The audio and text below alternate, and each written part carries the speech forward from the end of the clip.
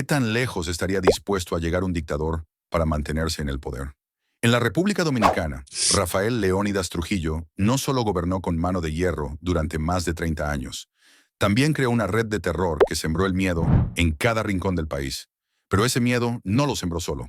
Trujillo se rodeó de hombres despiadados, fieles hasta la muerte, dispuestos a torturar, matar y desaparecer a cualquiera que representara una amenaza para su régimen. Eran los ojos, los oídos y la mano sangrienta del tirano. Algunos eran soldados, otros simples civiles con sed de poder, pero todos compartían algo: su lealtad ciega al dictador y su crueldad sin límites. En este video te contaré quiénes fueron los 5 sicarios más temidos del régimen de Trujillo. Hombres cuya sola mención hacía temblar a los opositores, cuyos crímenes marcaron para siempre la historia dominicana. Así que si te apasiona la historia cruda, sin filtros, y quieres entender cómo funcionaba la maquinaria del miedo de Trujillo, quédate hasta el final. Y no olvides suscribirte al canal y activar la campanita, porque aquí te contamos la historia como nadie más se atreve a hacerlo. ¡Vamos allá! Número 1. Johnny Aves García, el cerebro del terror. Su nombre se decía en voz baja. Johnny Aves no fue un matón común. Fue algo peor: un hombre frío, calculador y brillante, al servicio del mal. Nacido en Santo Domingo en 1924, Aves comenzó como periodista deportivo. Pero su talento para manipular, su ambición desmedida y su devoción por Trujillo lo llevaron a convertirse en el jefe del temido Servicio de Inteligencia Militar, SIM.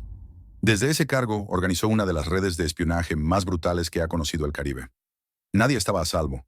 Opositores, militares, curas, estudiantes, hasta familiares del mismo régimen podían caer en sus manos. Él no solo ordenaba torturas, las diseñaba. Sabía cómo quebrar mental y físicamente a una persona. Los interrogatorios en la 40 y el kilómetro 9 eran dirigidos bajo su mirada, pero su ambición no tenía fronteras. Fue el autor intelectual del intento de asesinato contra el presidente venezolano Rómulo Betancourt, lo que puso a la dictadura en la mira internacional. Tras la muerte de Trujillo en 1961, Aves huyó del país. Se refugió en Haití con el dictador Duvalier, pero eventualmente desapareció en circunstancias misteriosas. Muchos creen que fue asesinado por saber demasiado. Johnny Aves no fue solo un verdugo, fue el arquitecto de la represión más despiadada del régimen trujillista. Número 2. Clodoveo Ortiz, el verdugo silencioso de la 40. Su rostro casi no aparece en fotografías. Su nombre no figura en grandes titulares, pero quienes sobrevivieron al infierno de la dictadura lo recuerdan con un escalofrío en la voz, como se recuerda a una sombra que alguna vez te arrancó la vida. Clodoveo Ortiz fue uno de los torturadores más temidos del Servicio de Inteligencia Militar. Su territorio de horror era el tristemente célebre centro de detención, la 40, un lugar donde no existían los derechos humanos y donde los gritos de dolor eran parte del día a día. A Clodoveo se le acusa de cometer actos de una crueldad casi inhumana. Según testimonios recogidos por historiadores y sobrevivientes, Clodoveo utilizaba chuchos de piel de toro, látigos especialmente diseñados para desgarrar la carne. Pero lo que lo volvió una figura espectral fue su participación en una de las masacres más atroces de la dictadura: la ejecución de los panfleteros de Santiago, la madrugada del 30 de enero de 1960. Aquella noche, jóvenes idealistas fueron secuestrados, torturados salvajemente y ejecutados sin juicio ni piedad. Sus cuerpos jamás fueron devueltos a sus familias. Simplemente desaparecieron. Clodoveo Ortiz no fue un soldado que cumplía órdenes. Fue un verdugo que disfrutaba del poder de hacer sufrir. Nunca fue juzgado por sus crímenes, y hoy su nombre apenas se menciona. Pero para quienes conocen la historia, Clodoveo representa el rostro oculto del terror. Número 3. Carlos Eversts Fournier, el niño espía, convertido en bestia. A los 15 años, mientras otros adolescentes soñaban con estudiar o enamorarse, Carlos Eversts Fournier se infiltraba en casas, escuchaba conversaciones, delataba amigos y comenzaba su carrera como uno de los más crueles agentes del trujillismo. Nacido en el seno de una familia acomodada, Eversts eligió el camino del poder. Y no cualquier poder: el más sucio, el más violento, el más oscuro. Su mente fría y su lealtad ciega lo convirtieron en un favorito del régimen.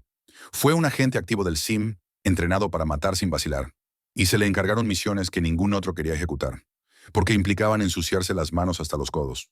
Durante la represión del desembarco de Constanza, Maimón y Estero Hondo, en 1959, Eversts se convirtió en un monstruo sin máscara. Él mismo confesó, con cinismo, que quemó vivos a prisioneros, que arrojó combatientes heridos desde aviones en pleno vuelo y que a otros los dejó morir tirados en pistas de aterrizaje, bajo el sol, sin agua ni comida. Participó en el asesinato de los héroes del 30 de mayo, incluyendo a Antonio de la Maza y Juan Tomás Díaz, quienes habían acabado con la vida del tirano. Carlos los persiguió, los acorraló y se aseguró de que fueran ejecutados sin misericordia.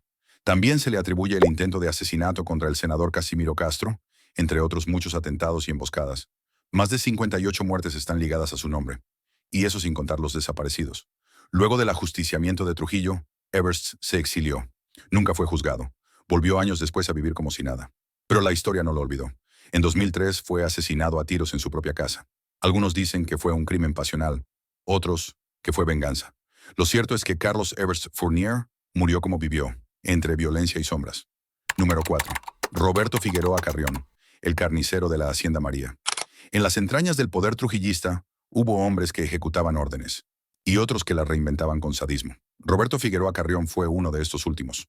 Apodado por los sobrevivientes como el carnicero de la Hacienda María, Figueroa no era solo un asistente de Ramfis Trujillo, era su sombra, su mano derecha en el terror. Incluso tras el asesinato del dictador Rafael Leónidas Trujillo, donde se desató una cacería salvaje. Figueroa fue el cerebro operativo detrás de la masacre de la Hacienda María, donde fueron ejecutados los hombres que participaron en el ajusticiamiento del tirano. No hubo juicio, no hubo clemencia, solo sangre. La caza fue metódica. Los héroes fueron secuestrados, llevados a la finca y asesinados uno a uno, entre gritos, golpes y súplicas. A Figueroa se le atribuye la dirección directa de los interrogatorios, las torturas eléctricas, las amputaciones y hasta el descuartizamiento de cuerpos aún con vida.